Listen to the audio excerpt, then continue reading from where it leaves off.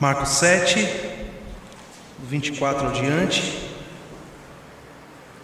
Diz assim a palavra do Senhor: Jesus saiu daquele lugar e foi para os arredores de Tiro e de Sidom. Entrou numa casa e não queria que ninguém o soubesse. Contudo, não conseguiu manter em segredo a sua presença. De fato, logo que ouviu falar dele, certa mulher, cuja filha estava com um espírito imundo, veio e lançou-se aos seus pés. A mulher era grega, ciro-fenícia de origem, e rogava a Jesus que expulsasse de sua filha o demônio. Ele lhe disse: deixe que primeiro os filhos comam até se fartar, pois não é correto tirar o pão dos filhos e lançá-lo aos cachorrinhos. Ela respondeu: sim, Senhor, mas até os cachorrinhos debaixo da mesa comem das migalhas das crianças. Então ele lhe disse: por causa desta resposta, você pode ir. O demônio já saiu da sua filha. Ela foi para casa e encontrou sua filha deitada na cama, e o demônio já a deixara. A seguir, Jesus saiu dos arredores de Tiro e atravessou Sidom até o mar da Galileia e a região de Decápolis. Ali, algumas pessoas lhe trouxeram um homem que era surdo e mal podia falar, suplicando que lhe impusesse as mãos. Depois de levá-lo à parte, longe da multidão, Jesus colocou os dedos nos ouvidos dele. Em seguida, cuspiu e tocou na língua do homem. Então voltou os olhos para o céu e, com um profundo suspiro, disse-lhe: Efatá, que significa abra-se. Com isso, os ouvidos do homem se abriram, sua língua ficou livre e ele começou a falar corretamente. Jesus ordenou-lhes que não contassem a ninguém. Contudo, quanto mais ele os proibia, mais eles falavam. O povo ficava simplesmente maravilhado e dizia: ele faz tudo muito bem, faz até o surdo ouvir e o mudo falar. Feche seus olhos, vamos orar mais uma vez. Deus amado, nós somos gratos pela Tua palavra, Pai. A Tua palavra que nos encoraja tanto, Pai. A Tua palavra que nos mostra o tamanho do Teu poder, o tamanho do poder de Jesus. A Tua palavra que nos mostra, Senhor, que se clamarmos a Ti, o Senhor nos ouvirá. Nós somos gratos, Senhor, porque estamos aqui essa manhã para ouvirmos essa palavra enviada do Senhor para nós. E o que nós Te pedimos, Pai, é que nós olhemos para essa palavra como verdade, não somente como uma história, mas como algo que aconteceu e que pode acontecer hoje, Senhor. Então abra o nosso coração, encha-nos de fé e faça-nos, Senhor, entender a Tua palavra e aplicar a Tua palavra em nossa vida.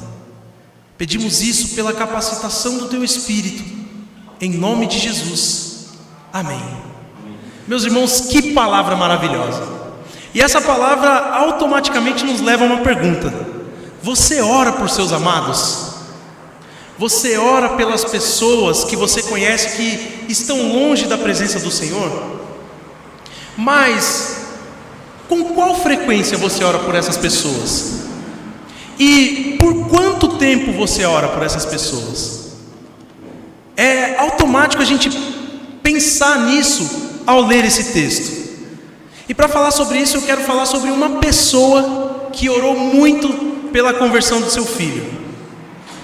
Essa pessoa se entregava aos pés de Jesus o tempo todo e pedia a Ele durante anos e anos para que Deus mudasse a vida do seu filho. E o seu filho, depois, escrevendo um livro, ele fala algumas coisas sobre a mãe dele, e eu vou falar aqui para vocês algumas das coisas que ele fala sobre a mãe dele. Primeiro ele fala assim: minha mãe, tua serva, chorava-me diante de ti muito mais do que as outras mães costumam chorar sobre o cadáver dos filhos, pois via a morte de minha alma com a fé e o espírito que havia recebido de ti.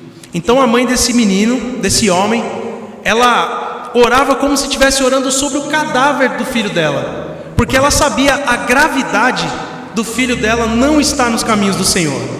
Ele ainda diz mais: tuas mãos, meu Deus, no segredo de tua providência, não abandonavam minha alma, e minha mãe, dia e noite, não deixava de te oferecer em sacrifício por mim o sangue de seu coração, na forma de suas lágrimas. As dores de minha mãe, para me gerar em espírito, foram piores do que as dores que ela suportou no parto.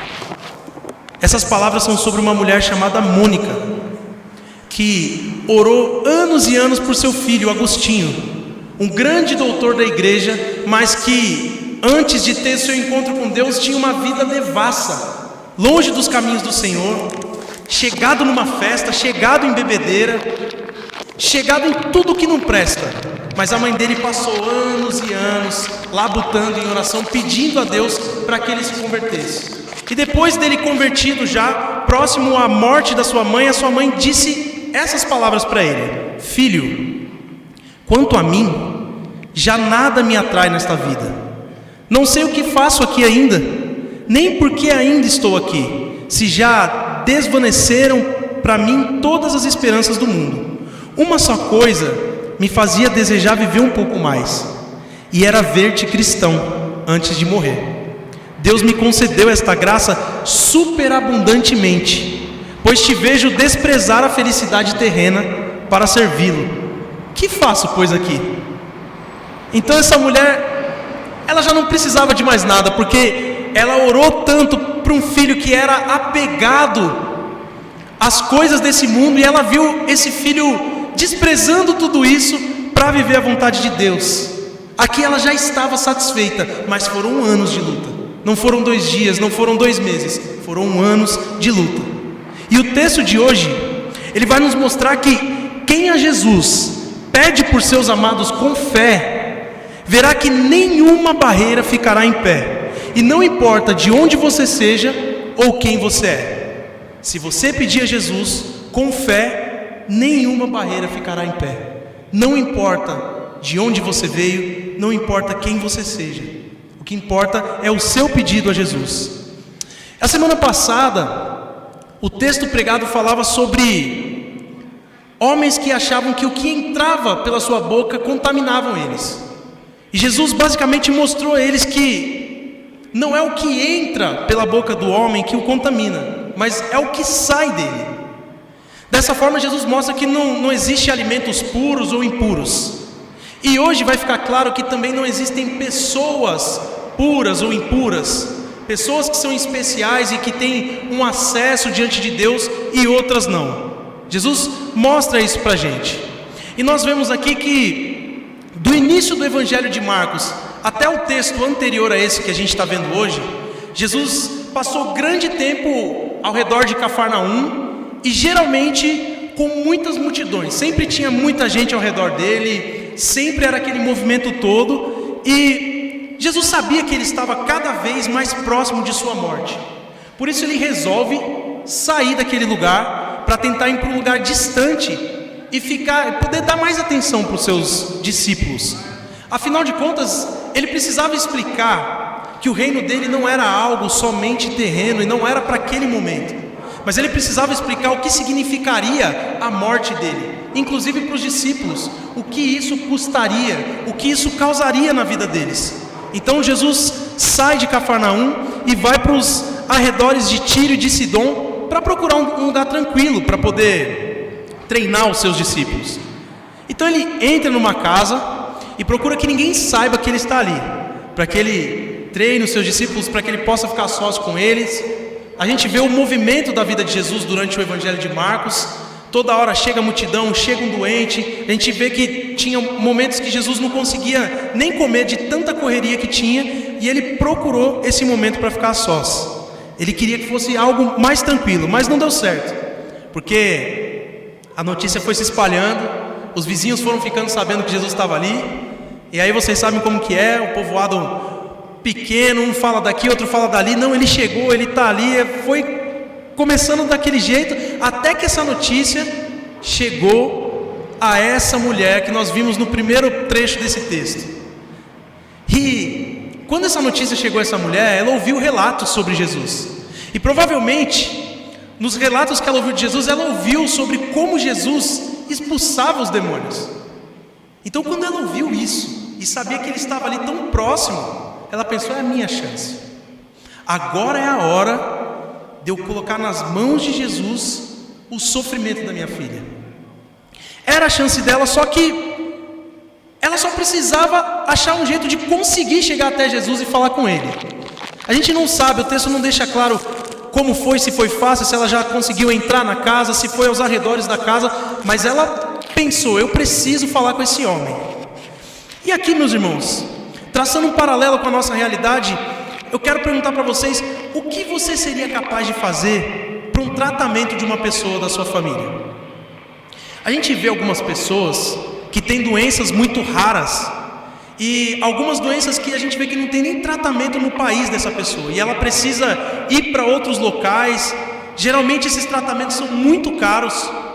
Hoje, com a internet, a gente vê gente que faz vaquinha para conseguir arrecadar dinheiro para as pessoas fazerem certos tipos de tratamento, e as pessoas vão se mobilizando. Alguns pedem para os amigos, tentam arrumar mais de um emprego, alguns vão para o farol, buscam no farol, alguns se desesperam e vão para o mundo do crime. Cada um tenta alguma coisa quando tem alguém que é muito importante para a pessoa e que precisa de um recurso para ser curado.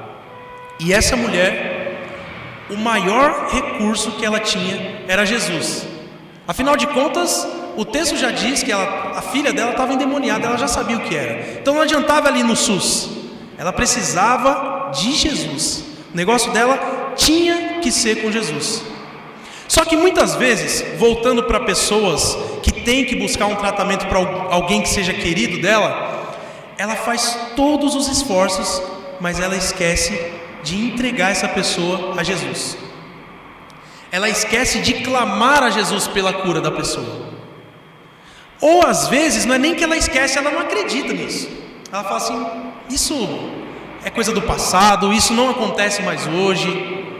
Ou senão ela não acredita nem que aconteceu no passado, ela não acredita em Jesus.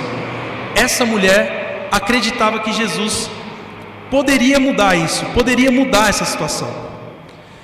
E pensando nessa mulher, e mais o surdo que a gente viu no outro relato do texto, esse texto aqui vai nos mostrar duas verdades. Ele vai nos mostrar a primeira verdade, que a intercessão com fé destrói qualquer obra de Satanás. Jesus chega aos arredores de Tiro, entra na casa e de repente se depara com uma mulher que se joga aos seus pés. Meus irmãos, essas palavras não estão aqui no texto por um acaso. Essa mulher não chegou assim e falou: opa, tudo bem? Posso conversar com o senhor? Não, ela chega e se joga. Ela se humilha, ela se prostra, ela implora.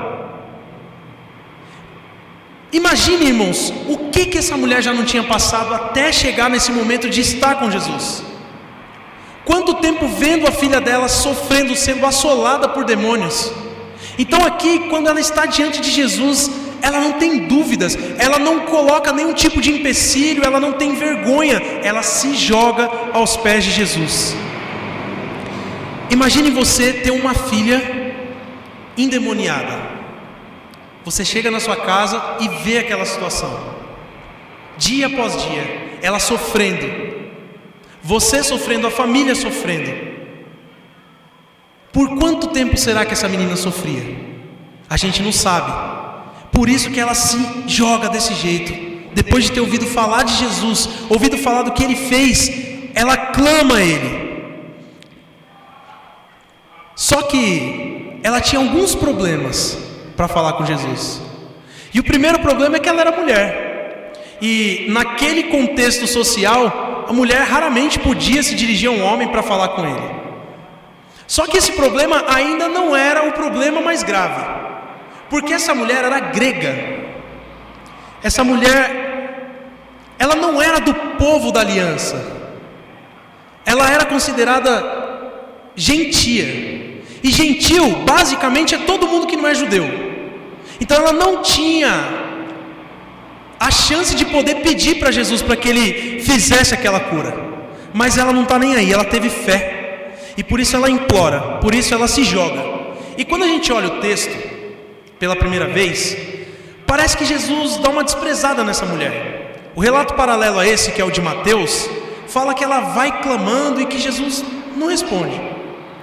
E apoiado nesse fato de Jesus não responder e da mulher insistir, dela estar ali jogada nos pés dele, os discípulos, vendo que Jesus não responde, eles pedem para ele que ele mande essa mulher embora para ela parar de perturbar. Então a situação estava ficando feia para ela. Ela foi lá, ela se expôs, ela se jogou aos pés de Jesus. Jesus não responde. Os discípulos pedem para que Jesus mande ela embora, mas aí Jesus olha para ela e resolve responder. E quando ele responde, ele diz o seguinte: deixe que primeiro os filhos comam até se fartar, pois não é correto tirar o pão dos filhos e lançá-lo aos cachorrinhos. Oi? Jesus comparou essa mulher com um cachorro, foi isso? Quando a gente olha essa situação, parece estranho. Jesus fazer um tipo de coisa dessa? Uma pessoa sofrendo. A gente está falando há domingos atrás que Jesus é misericordioso, ele é compassivo, ele se condói com as pessoas, ele não fica indiferente ao sofrimento, e aqui ele fala isso? Que negócio é esse? Mas na verdade, o que Jesus estava fazendo é dando esperança para essa mulher, porque todos ali sabiam que um gentil não tinha a chance de falar e ser atendido por um judeu. Mas Jesus fala para ela que primeiro os filhos se alimentam, e não que somente os filhos se alimentam. Dessa forma Jesus está falando para ela: deixa os filhos se alimentarem. Ele deixa aquilo em aberto, ou seja, vai chegar a sua vez. Muitos poderiam ter se ofendido com isso, mas essa mulher não se ofende com isso. Ela entende o que ele está falando. E para que a gente entenda, mesmo um cachorro de estimação, aquele cachorro querido que alguns de vocês têm, que a gente já teve, mesmo a gente tratando ele com todo o cuidado, com todo o carinho, a gente não trata ele da mesma forma que a gente trata um filho, ou pelo menos não deveria. A gente trata de formas diferentes. Embora a gente tenha um carinho, um cachorro é um cachorro, uma pessoa é uma pessoa, é diferente as coisas. Como era diferente ser do povo da aliança e ser alguém que não tinha direito a estar ali na aliança. E aí, sabendo disso, ela sabia também que a salvação era prometida primeiro aos judeus.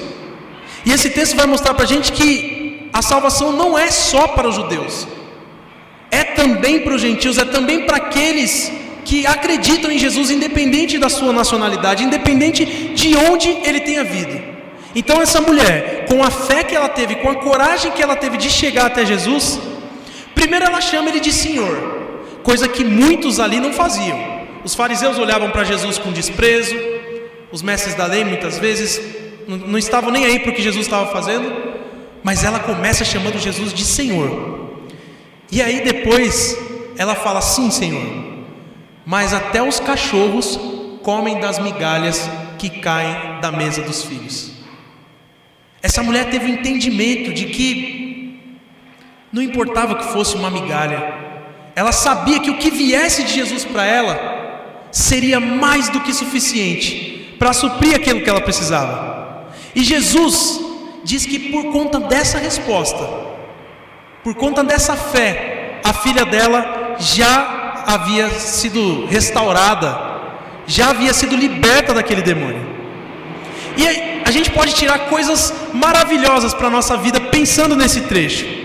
Primeiro, Jesus não é indiferente. Por isso, mesmo essa mulher sendo uma mulher estrangeira, mesmo ele tendo procurado um lugar para ficar a sós com seus discípulos, que já não é a primeira vez que a gente vê que Jesus busca um lugar para ficar a sós com os discípulos, porém as pessoas chegam até ele e ele, compadecido, ele vai e atende as pessoas. E isso nos dá uma lição muito grande. Incomode a Jesus, meus irmãos. Peça a Ele insistentemente, busque, clame a Ele, porque da mesma forma que Ele atendeu essa mulher, Ele nos atende hoje, Ele continua sendo o mesmo. A segunda coisa que a gente pode pensar é: qual é a sua barreira para chegar até Jesus? Porque essa mulher tinha várias. Ela era estrangeira, ela era uma mulher. Jesus queria estar a sós com seus discípulos, mas ela não quis nem saber. A gente não sabe o que ela pode ter ouvido no caminho até Jesus.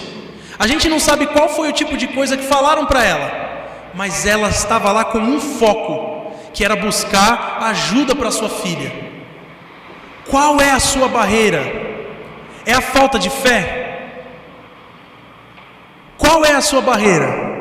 É olhar para as pessoas por quem você está orando e achar que elas não têm solução?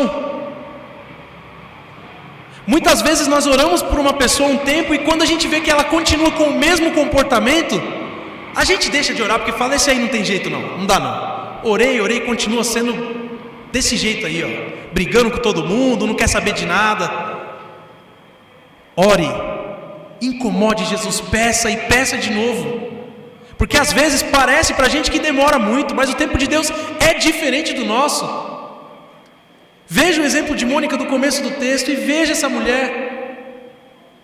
A gente não sabe quanto tempo, mas ela orou. E isso nos leva para a terceira aplicação, que é: seja perseverante. Seja perseverante. Há quanto tempo você ora por uma pessoa? Um dia, um ano, 10 anos, 15 anos, não importa, meu irmão. Enquanto houver respiração, há esperança. Veja, o ladrão da cruz mostra isso para nós. Ele foi se converter aos 45 do segundo tempo, só ali no final, no último suspiro. Então não deixe de orar, porque você sabe o benefício que é uma pessoa ser convertida por Deus. Então ore, seja perseverante. Tiago capítulo 4 diz: meus irmãos, considerem motivo de grande alegria o fato de passarem por diversas provações, pois vocês sabem que a prova da sua fé produz perseverança. Quando você for provado, meu irmão, saiba que Deus está produzindo perseverança em você. Não é à toa. Deus não gosta que você sofra. Ele não faz isso só para ver você sofrer. Ele faz isso para que você cresça, para que a sua fé aumente, para que você seja perseverante. Quarto, seja humilde. Essa mulher poderia ter se ofendido e ter falado assim: sai fora, eu vim aqui, me joguei nos pés do cara, falei com ele aqui, e ele pega e fala que não vai dar comida porque eu sou cachorro. Não vou, então eu vou embora, fica assim mesmo. Seja humilde. Afinal de contas, o que são as migalhas do Salvador do mundo? É pouco para nós? Meus irmãos, qualquer coisa que Jesus direcionar para nós vai ser o melhor, porque Ele é perfeito. Então seja humilde. Saiba que quando Deus te der qualquer coisa, Ele não te deu porque você merece, Ele te deu porque Ele é bom, porque você e eu não merecemos nada. Então seja humilde e se prostre aos pés do Senhor, pedindo por aquilo que você tanto deseja. Quinto, essa é para os pais e para as mães: orem pelos seus filhos. Essa mulher entregou a filha dela a Jesus. O problema da filha dela é que ela estava endemoniada. Qual é o problema do seu filho? Ele pode estar nas drogas, ele pode estar na prostituição, ele pode ser um cara que não quer trabalhar, ele pode simplesmente não querer saber de Deus, ele pode ser um baladeiro. O que importa? Qual dessas coisas é difícil demais para Jesus, que curou pessoas que estavam em cadeiras de roda, pessoas que foram ressuscitadas por Ele? Ore por seus filhos com essa fé, entregue a eles diariamente nas mãos de Jesus. Seus filhos não nascem convertidos, ninguém nasce convertido, todos precisam ter o coração transformado por Ele, por Jesus. Então ore para que Jesus, da mesma forma que transformou o seu, transforme o coração dos seus filhos. E por último, tenha fé que Ele é suficiente. Da mesma forma que Ele fez isso, Ele pode fazer hoje.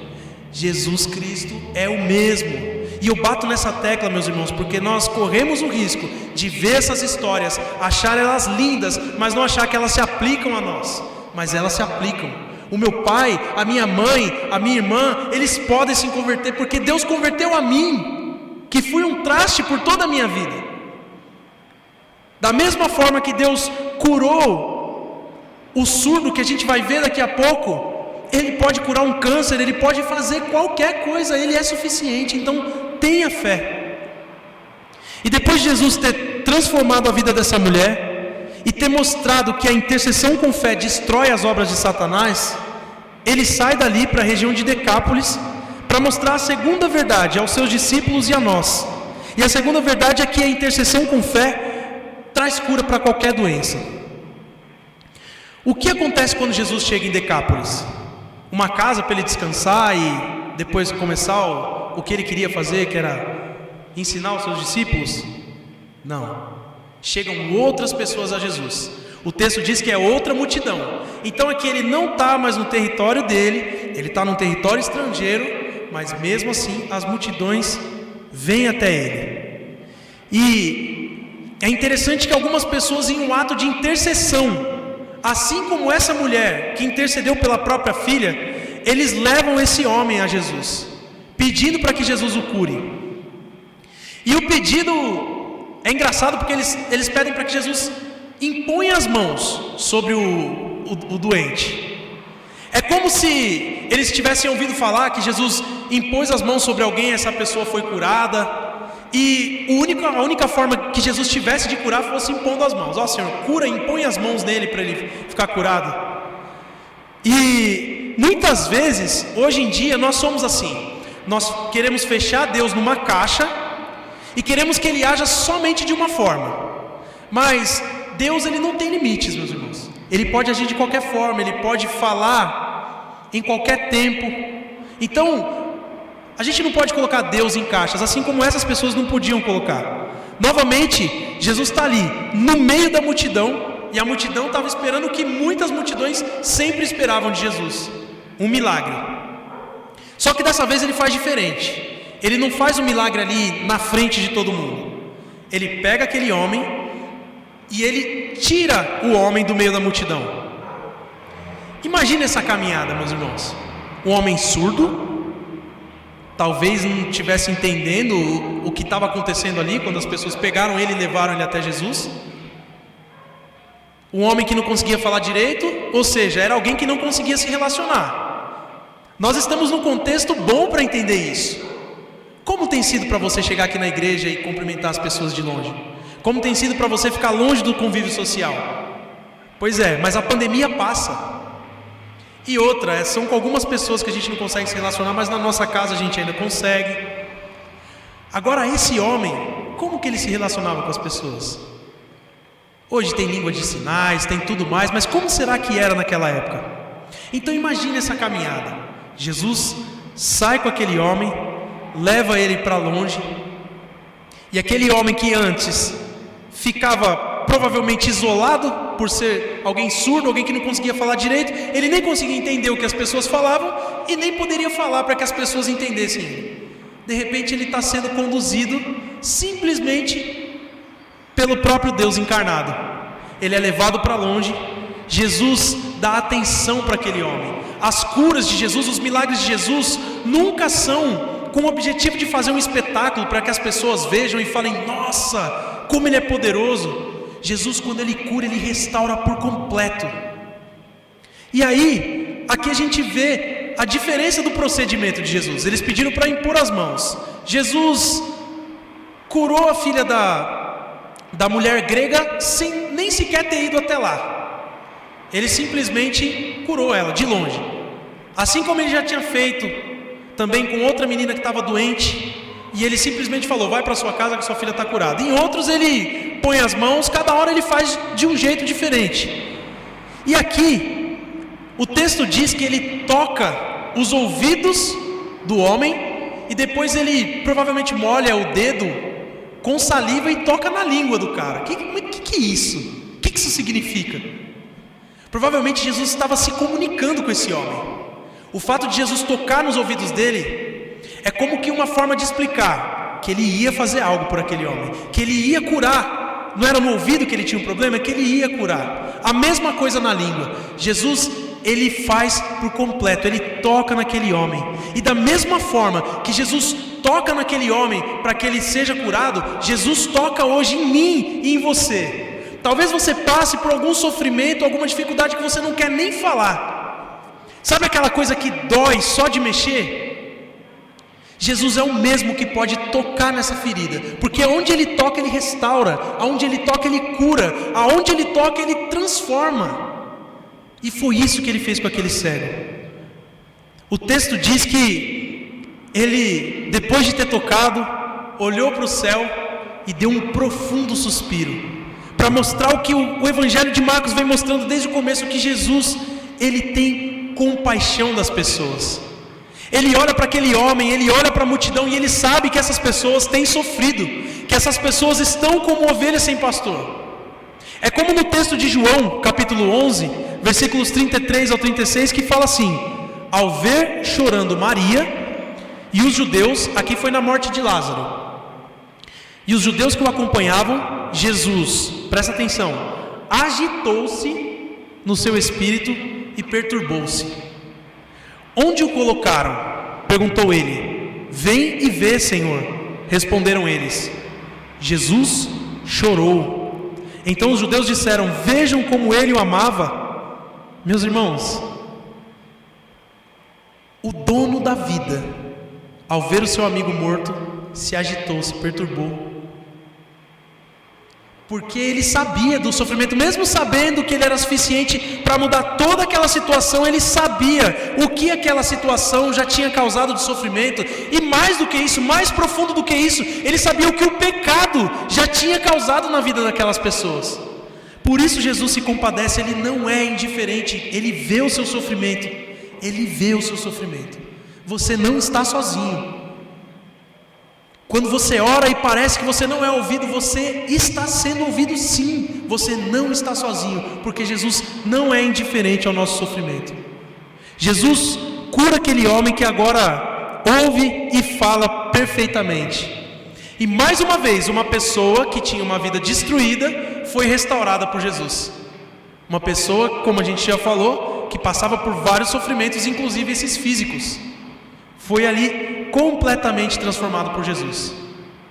E aí o texto fala que Jesus pede para eles não falarem disso para ninguém. E aí, veja só, o gadareno endemoniado, que era mais ou menos da mesma região, Jesus não deixa o gadareno ir com ele e pede para que ele fale ali na região sobre o que Jesus tinha feito. E já nesse caso do surdo, Jesus pede para que ninguém fale para ninguém, porque Jesus não queria ser conhecido como curandeiro, gente. Ele não queria ser conhecido como o cara que vocês iam, que as pessoas iam levar os doentes para ser curados somente. Jesus queria mais do que isso, era profundo. Ele queria falar sobre o plano de salvação. Por isso ele não queria que a ênfase fosse dada somente nesse aspecto dele. E nós também temos que tomar cuidado para não focar a nossa vida nas bênçãos que nós recebemos de Deus, ao invés de focarmos a nossa vida em Deus que nos dá as bênçãos, porque uma hora a bênção pode não nos ser dada, e quando isso acontecer, vai ser justamente para que Deus nos ensine algo. Por isso, nós temos que estar ligados a Deus, e não às bênçãos de Deus. As bênçãos de Deus têm que nos levar até Deus. Mas o texto fala que quanto mais ele pedia silêncio, mais as pessoas falavam. E isso mostra, meus irmãos, que gostar de Jesus não é ser discípulo de Jesus. Porque ser discípulo de Jesus é obedecer a Ele. Ele pediu para que as pessoas não falassem, mas as pessoas, quanto mais Ele pedia, mais eles falavam. O que é ser discípulo de Jesus? João 14, a partir do 21, nos fala o que é ser discípulo de Jesus. Ele diz assim: quem tem os meus mandamentos e lhes obedece, esse é o que me ama. Aquele que me ama será amado por meu Pai, e eu também o amarei e me revelarei a ele. Se alguém me ama, ó a condição: se alguém me ama, obedecerá a minha palavra. Meu Pai o amará, nós viremos a ele e faremos morada nele. Aquele que não me ama, não obedece às minhas palavras.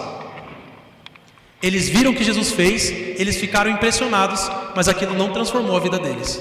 Assim como o povo no deserto, que viram o mar se abrir, que foram com Moisés no rumo da terra prometida, mas aquilo não transformou eles. Eles continuavam blasfemando, eles continuavam duvidando que Deus podia fazer, eles continuavam achando que ia morrer de fome, mesmo estando todo aquele tempo sendo sustentados por Deus. Ou seja, você olhar para alguma coisa que Jesus faz e achar impressionante, não te torna discípulo de Jesus. Porque eles tinham um problema muito mais profundo do que o problema desse surdo que Jesus curou. A surdez deles era espiritual.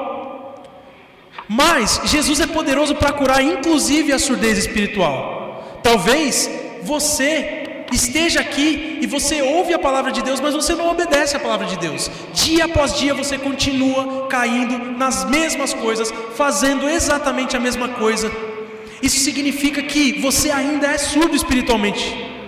E talvez esse não seja o seu caso, mas pode ser o caso do seu familiar, o caso do seu filho, do seu amigo. Talvez ele também seja surdo, ele não tem ouvido ainda. Porque quando a palavra penetra no coração, o efeito é visível, a pessoa é transformada, ela começa a obedecer. Então peça para que Deus traga essa cura dessa surdez espiritual, para as pessoas que ouvem, têm contato com Deus, mas que ainda não são transformados. Interceda por essas pessoas. Esse texto nos mostra o valor dessa intercessão. Talvez você já esteja orando por um tempo, como eu falei, mas não desista, continue. Até porque um aspecto importante desse texto é mostrar que Deus se agrada de quando nós intercedemos por outras pessoas. Tiago 5,16 diz o seguinte: confessem os seus pecados uns aos outros e orem uns pelos outros para serem curados. A oração de um justo é poderosa e eficaz. Você é justo se você já rendeu sua vida a Jesus, porque você é justificado nele. Ele perdoou os seus pecados. Então você pode orar pelas pessoas, porque Jesus vai te ouvir. Assim como ele ouviu a estrangeira, assim como ele ouviu aquelas pessoas que trouxeram aquele surdo, ele vai te ouvir. Então o convite final é que você tenha fé e interceda pelas pessoas. Vários textos nós vemos Jesus falando assim: a sua fé te salvou. Então tenha fé que o mesmo Filho de Deus que mudou a sua vida é suficiente para mudar a vida de qualquer pessoa. O mesmo Filho de Deus que curou essas pessoas é suficiente para te curar, ou para curar qualquer pessoa que necessite, seja uma cura física ou espiritual. Não deixe de pedir a Jesus. Esse é o meu encorajamento para você essa manhã. Vamos orar mais uma vez? Querido Deus, nós te agradecemos por tão grande encorajamento dado por Ti a nós, Senhor, nessa manhã. E pedimos a Ti, Pai, que o Senhor nos dê força para perseverar nos momentos de dificuldade. Nós sabemos que em muitos momentos não é fácil, Senhor. Realmente parece que a gente ora e que nada acontece. Mas nós sabemos que Jesus continua sendo o mesmo e suficiente para realizar qualquer obra, Pai. Por isso nós pedimos a Ti, aumente a nossa fé, para que diariamente nós coloquemos os nossos pedidos a Ti em oração.